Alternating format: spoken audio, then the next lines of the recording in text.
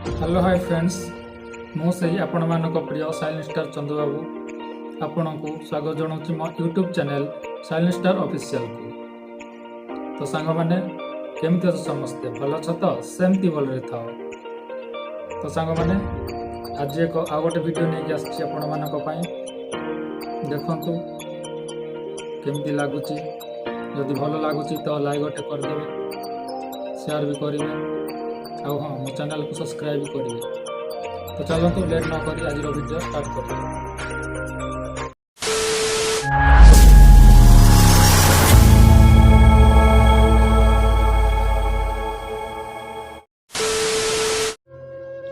ଜଣେ ଧନୀ ବ୍ୟକ୍ତି ଟ୍ରେନରେ ଯାଉଥିଲା। ସେହି ଟ୍ରେନରେ ଭିକ ମାଗୁଥିବା ବ୍ୟକ୍ତି ଜଣକ ଧନୀ ବ୍ୟକ୍ତିର ବେଶଭୂଷା ଦେଖି କହିଲା, ବାବୁ କିଛି ମିଳିବ? ଧନୀ ବ୍ୟକ୍ତି ଜଣକ ସାଙ୍ଗେ ସାଙ୍ଗେ କହିଲା, ତୁମେ କେବେ ଜୀବନରେ କାହାକୁ କିଛି ଦେଇଛ? ଭିକାରୀ ଜଣକ କହିଲା, ନା ବାବୁ, ମୋ ପାଖରେ କ'ଣ ଅଛି, ମୁଁ କ'ଣ ଦେବି? ଧନୀ ବ୍ୟକ୍ତି ଜଣକ କହିଲା, ତୁମେ ଯଦି କାହାକୁ କିଛି ଦେଇନାହଁ ତ ମୁଁ ତମକୁ କ'ଣ ପାଇଁ କ'ଣ କିଛି ଦେବି? ଭିକାରୀ ଜଣକ ଏକଥା ଶୁଣି ଦୁଃଖୀ ହୋଇଗଲା। ସନ୍ଧ୍ୟାବେଳକୁ ସେ ଷ୍ଟେସନରୁ ଘରକୁ ଫେରିଲା।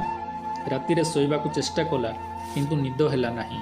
ସକାଳ ଉଠି ଷ୍ଟେସନକୁ ବାହାରିଗଲା।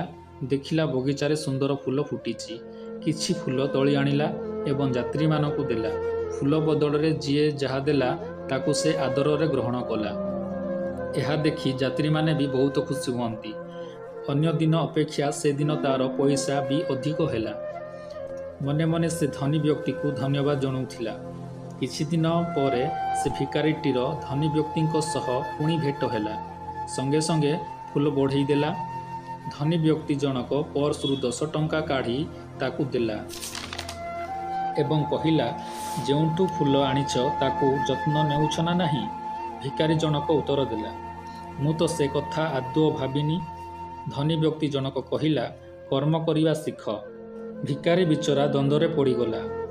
ମନେ ମନେ ଭାବୁଥିଲା, ଫୁଲ ଗଛ ତ ମୁଁ ଲଗେଇନି କି କେବେ ପାଣି ମଧ୍ୟ ଦେଇନାହିଁ। ଏହା ପରଠାରୁ ସେ ସକାଳେ ଉଠି ବାହାରିଲା ବୁଲିବାକୁ। ଆଉ ଯେଉଁଠି ଖାଲି ଜାଗା ଦେଖିଲା ସେଠାରେ ସେ ଫୁଲ ଗଛ ଲଗେଇଲା। ଏମିତି ହଉ ହଉ ସାରା ଷ୍ଟେସନ ସୁନ୍ଦର ଦେଖାଗଲା। ପରେ ଫୁଲ ସହ ଫୁଲ ତୋଳା ମଧ୍ୟ ବିକ୍ରି କରିବାକୁ ଲାଗିଲା। ଆଉ ଦିନେ ଧନୀ ବ୍ୟକ୍ତି ଜଣକ ସେଇ ଟ୍ରେନରେ ଯାଉଥିଲେ ଏବଂ ତାଙ୍କ ସାମ୍ନାରେ ସୁଟ୍ ବୁଟ୍ ପିନ୍ଧି ଏକ ବ୍ୟକ୍ତି ବସିଥିଲେ। ସୁଟ୍ ବୁଟ୍ ପିନ୍ଧା ବ୍ୟକ୍ତି ଜଣକ ଧନୀ ବ୍ୟକ୍ତିଙ୍କୁ ପଚାରିଲେ, ମୋତେ ଚିହ୍ନି ପାରିଲ? ଧନୀ ବ୍ୟକ୍ତି ଜଣକ କହିଲେ, ନା, କିନ୍ତୁ ମୁଁ ଆପଣଙ୍କ ସହ 3 ଥର ସାକ୍ଷାତ କଲିଣି। ଧନୀ ବ୍ୟକ୍ତି ଜଣକ କହିଲେ, କାର୍ଯ୍ୟବ୍ୟସ୍ତତା ଯୋଗୁଁ ମୋର ମନେ ନାହିଁ। କୁହନ୍ତୁ କେମିତି ଜାଣିପାରିଲେ ମୋତେ? ସେ ବ୍ୟକ୍ତି ଜଣକ ଉତ୍ତର ଦେଲେ, ମୁଁ ହେଉଛି ସେଇ ଭିକାରୀ ଯାହାକୁ ଆପଣ କହିଥିଲେ ଜୀବନରେ କେବେ କାହାକୁ କିଛି ଦେଇଛ? ଆଚ୍ଛା, ତେବେ ଏ ପରିବର୍ତ୍ତନ କିପରି? ସେ ଉତ୍ତର ଦେଲେ, ଆପଣ ହିଁ ଏହାର ମୂଳ କାରଣ। ମୋର ଆପଣଙ୍କ ସହ 2 ଥର ଭେଟ ହୋଇଛି ଓ 2 ଥର ଯାକ ଆପଣ ମୋତେ ମୂଲ୍ୟବାନ କଥା କହିଛନ୍ତି। ପ୍ରଥମଟି ହେଲା, ଅନ୍ୟକୁ ଦେବା ଶିଖ, ତେବେ ଭଗବାନ ତମକୁ ଦେବେ। ଦ୍ୱିତୀୟଟି ହେଲା, କର୍ମ କର, ଫଳ ଭଗବାନ ଦେବେ। ତ ସାଙ୍ଗମାନେ, ଆଶା କରୁଛି କିଛି ନା କିଛି ବୁଝିବାକୁ ପାଇଥିବେ। ତ ମୁଁ ଆଉ ବେଶୀ କିଛି କହିବାକୁ ଉଚିତ ମନେ କରୁନି। ତ ଚାଲନ୍ତୁ ଆଜିର ଭିଡ଼ିଓକୁ ଏଠି ଏଣ୍ଡ କରିବା। ଆଉ ହଁ, ଭିଡ଼ିଓ ଶେଷ କରିବା ପୂର୍ବରୁ ମୋ ଚ୍ୟାନେଲକୁ ଟିକେ ସବସ୍କ୍ରାଇବ୍ କରିଦିଅନ୍ତୁ, ଲାଇକ୍ ଗୋଟେ କରିଦିଅନ୍ତୁ ଆଉ ନିଜ ସାଙ୍ଗମାନଙ୍କ ସହିତ ସେୟାର କରନ୍ତୁ। ଚାଲନ୍ତୁ ଆଜିର ଭିଡ଼ିଓ ଏଣ୍ଡ କରିବା।